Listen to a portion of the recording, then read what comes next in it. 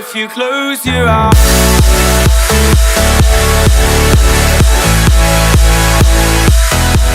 Hello everybody, my name's Winter from Prism Gaming, and this is your weekly Wednesday upload. Today's topic, Destiny, and here's why.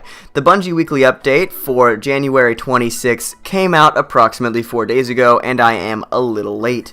But this is why it's important, because they've been mentioning a lot of things like green, and the word green is pretty much riddled throughout the first paragraph of this Bungie weekly upload, and I thought that my theory, and a couple other theories actually, on the subject was important to mention. Now, if you can remember back or after we had the Festival of the Lost, we had the event that was called The Dawning. This was as recent as a couple weeks ago.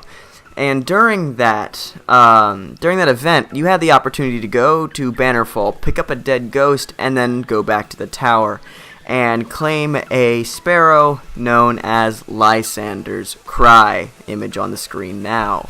What this was it was kind of just an exclusive sparrow that was meant to be interesting, and it was meant to kind of, be this sort of Easter egg, if that makes sense. But the reason it's an Easter egg was because it leads towards a event that happened in Destiny's history called the Faction Wars. And, of course, you guys know the current factions. You have your New Monarchy, you have your Dead Orbit, and you have your Future War Cult. What if I told you that up until as early as 50 years before the Tower, or before our Guardian was resurrected, there was a fourth faction? This faction was known as the Concordat, or the Concordat, depending on how you pronounce it, but it is spelled like this. And the Concordat was basically led by a man named Lysander. Now, this man, his name is Lysander, and he was a radical. Much like Tolan and Osiris, he didn't fully trust the Vanguard. And instead of quietly making his sciences worthwhile like Tolan and Osiris did, he went full force brute attack. He set up in the Tower of Bannerfall, and you can actually see this on the map. There's an image on screen right now. If you're looking straight down the middle, right down the little Mohawk area, to the right, that is where he had his base of operations. Now, there were a series of skirmishes between Lysander and his group and the rest of the factions in the city, but eventually it came down to just Lysander and the Concordat and New Monarchy. And New Monarchy invaded Bannerfall, driving Lysander and his remaining forces out, and then set up their banners, which you can see on the left side of the map. So, the reason why I'm saying green is really important is not only because we're going to have a spring update, and of course the operative color in spring, and by definition St. Patrick's Day, which I doubt we're going to have a St. Patrick's Day themed event. It doesn't seem like something Destiny would do. I'm just going to put that out there. But we're going to have a spring update. It's saying green, and green is also the color of, the Illuminati and the Concordat's banner. It is literally a green fist. Now, here's what I'm thinking. The sparrow's description, or the sparrow's name, is called Lysander's Cry. And so, basically, its description is talking about how he's out in the wilds and he is, he's gaining support from people in the wilds. As you know, or if you don't know, there are actually other settlements, supposedly, of humans outside the last safe city. And if you look at this, or if I can actually pull this up, that would be, you know what, I think my computer's just kind of gonna, okay. You've recreated the fall of the Concordat, and something answered. This is important. So you went back through the tower, you saw what happened, and now something's answered.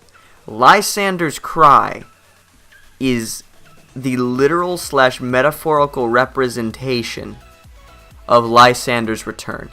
And it's really important to understand that this guy played a big role in almost bringing the city to its knees just around the time of the Battle of the Twilight Gap, which I will have a video on, but if you want a more comprehensive guide, I will link Bife's video in the description.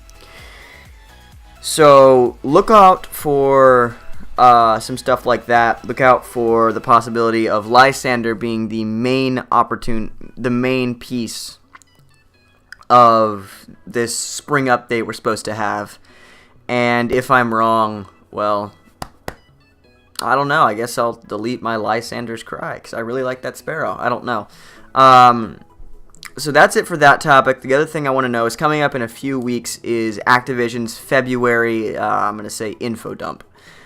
Basically, February, Activision board members, their CEO, all the most important people there, they meet with their investors, and they talk with them about like where the company's going, what money they're going to be putting into it, and we're going to see Destiny 2 on this list, and so I would suggest checking out Activision's page somewhere. I'm going to go ahead and go out on a limb here and say in between February 14th and February 21st. Just kind of a 7-day window, because last year's was the 14th.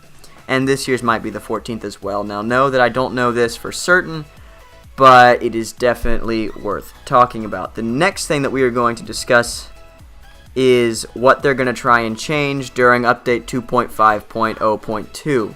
So what that's going to be is they're going to try and promote alternatives and counters to shotguns, align the potency of primary weapons with surgical changes, and they're going to file down a couple of issues from each class, along with fixing our exotics. So they kind of are going to have maybe some buffs to it. They're probably going to nerf Shinobus, and they're going to give supporting adjustments to special ammunition. Now, because I'm 4 days late, I have had the time to watch the other YouTubers' videos to see how they're discussing this.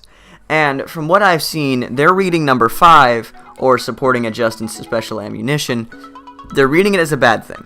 Alright, and while I'm sure they have their reasons, I don't think it's a bad thing. Alright, I do not think it's a bad thing at all, because it says supporting adjustments to special ammunition. And this is just kind of an important thing, because, you know, right now, special is a highly valued thing, so they might change the timers or something like that. As for alternatives and counters to shotguns, well, if you didn't know already, sidearms are pretty potent at close range against people who don't necessarily know how to use a shotgun correctly. I run no-land sidearm in regular elimination quite frequently, and I can pretty much destroy with it. So they're probably going to make primary weapons along with number 2. They're gonna fix primary weapons. I think they're gonna buff them, like to the point where it's near year 1 levels. And I think that's going to be very, very important towards the continuation of Destiny.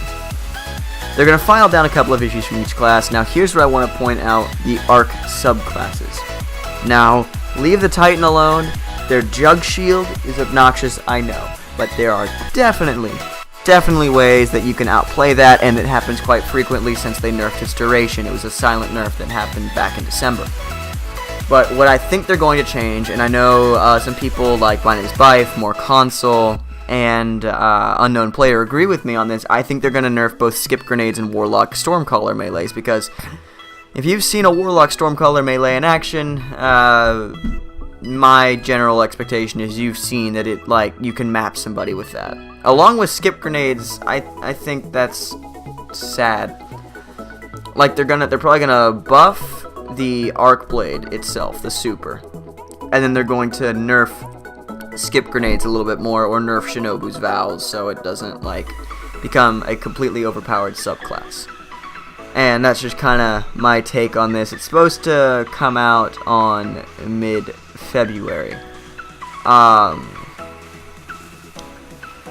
what I can see, that is going to end it. The last thing I'll leave you with is that Deej actually signs off on this. He says there are greener pastures to come.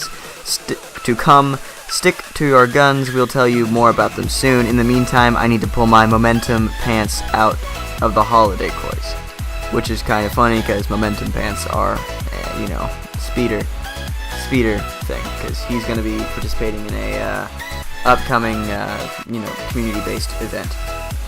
Oh, hello. Okay, I just got a notification on my phone in the middle of that, and you guys are definitely going to want to hear about this.